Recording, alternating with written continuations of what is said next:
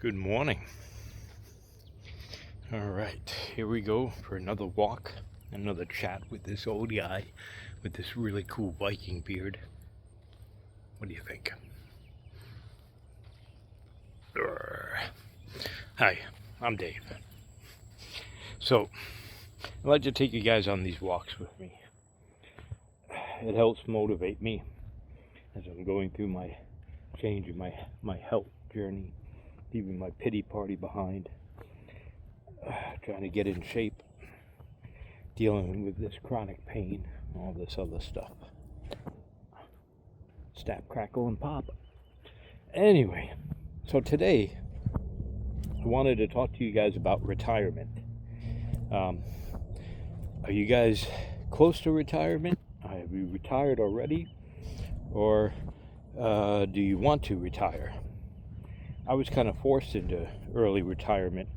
I was 53 when I had my accident. I'm now 58.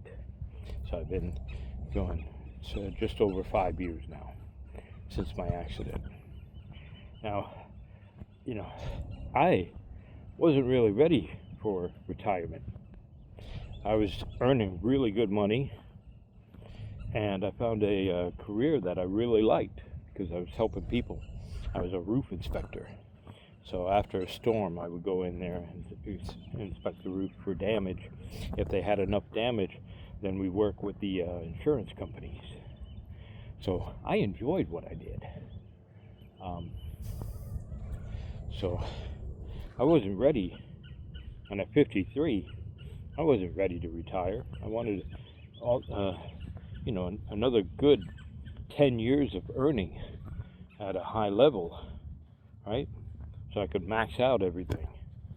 But it wasn't in the cards. So now, retired. I don't know. It always takes me a little bit to get used to saying that. Because I still think I'm too young to retire. Now I know there's people that subscribe to like FIRE, Financial Independence, Retire Early. I think that's actually a really good idea. There are things about retiring early that I like because you're supposedly in your go-go years and you're able to do more. And you should do more.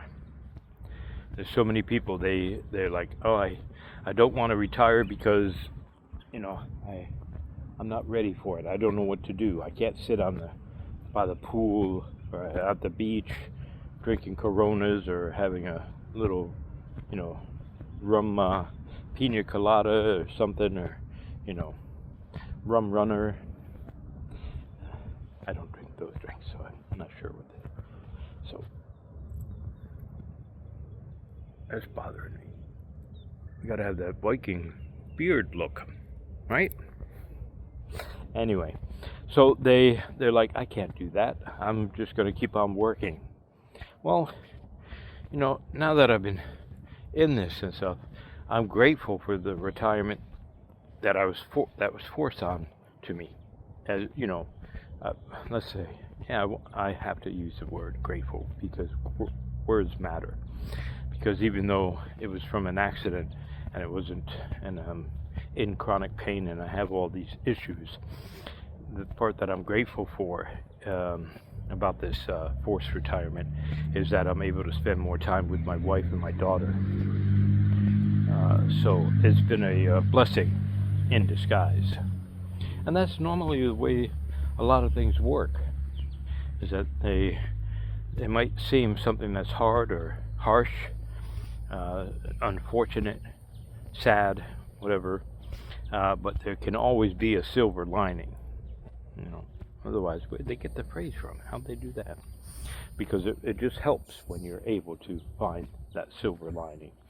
Now, when you're in retirement, you can just lay on the beach and stuff and drink stuff, but you find that you probably waste away, and most people will end up passing away soon after they retired if they don't have something to keep them busy. And everybody's retirement is different for them. or unique to themselves. So you have to find what you want to do. Our retirement, once our daughter leaves the nest, yeah, that's something we still have to deal with. We're not gonna, that's always hard for parents, I believe, at least for us. But when she does, and we're planning on slow traveling the world. So we spend a month here and a month there, sometimes maybe up to 3 months, like in Italy. Ooh. And then we travel, and it's so much cheaper doing that than staying here in Central Florida. I mean, for what we spend a month here, we'll be able to live for basically 2 months or more in Europe, in Southern Europe, or in maybe 3 or 6 months in Southeast Asia. So it just makes sense for us to slow travel. But in between then, we're still putting away about 30 to 40% of our income. Now I still have my VA pension, and my wife still does her things, and we've got a few other things that we're cooking up, and I got all this, I'll be rolling in the dough from this YouTube channel. No, I don't think so, but this is just for me to voice. If it helps you, motivates you, your comments definitely motivate me to keep going with this. But this is just to document my journey, so I don't really worry about if this gets monetized or not. It just gives me an outlet, and it feels like, instead of paying some psychologist, $300 an hour or whatever they charge, I'd rather and talk to them. I'd rather just talk to you all. It's free. All right.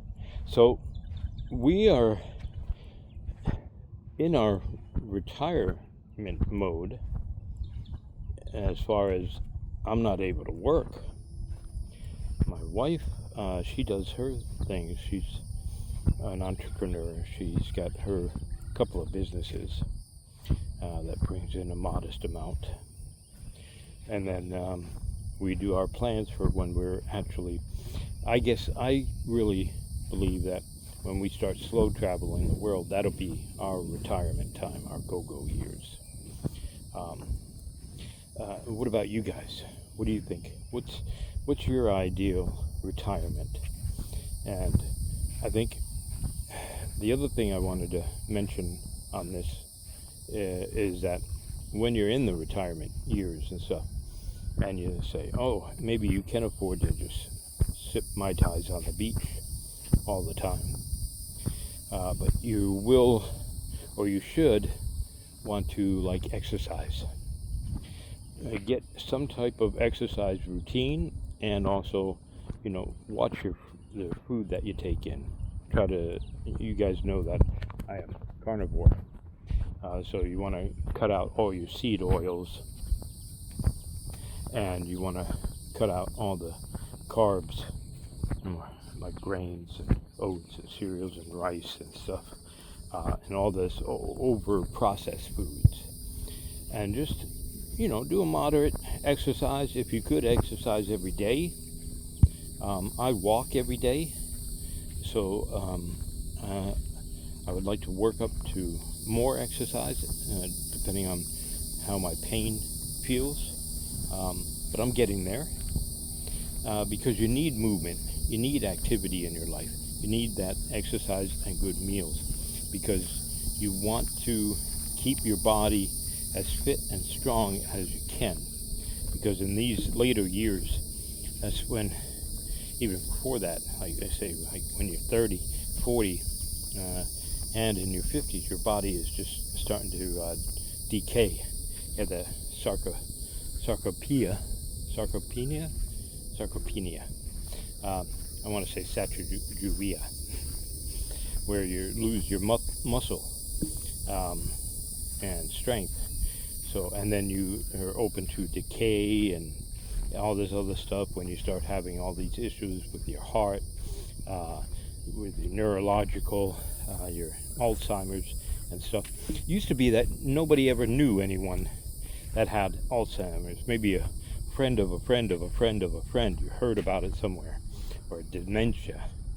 Now, I know 2 people that have it. And I'm always afraid that I'm going to get it. So, walking has been proven to help reduce the risk. Eating well, cutting out sugars and seed oils also helps reduce the risk of Alzheimer's and stuff. Don't take my word for it. I'm not a clinician, but this is from the research that I've done. So you do your research, all right? But yeah, so I just wanted to know what you guys think about retirement. And if you guys could retire early, would you? All right? Or would you just prefer to become your own boss and start like an online gig, something that you could replace your income, make a decent amount of money online? Would you want to do that? I think that's actually a really good option too. Someplace where you can like work remote. Oh my goodness, there's been this beautiful kite flying around. Not a paper kite, but those like predator birds with the V wings, the V tail. It's black and white. I just saw it, and I wish he was closer so I could have whipped this around for you, but just incredible. I love my walks here. I see all kinds of insects, animals. Yesterday I went for a walk, saw a tortoise walking along the side of the street, so I had to guide him back into the grass and stuff so he wouldn't get squished, because that happens a lot here. Armadillos, possums and stuff. So that's a cool thing about Central Florida. But anyway, what would you guys do? Would you set up your own online gig, retire, travel the world? Put it down in the comments. And as always, thank you and God bless.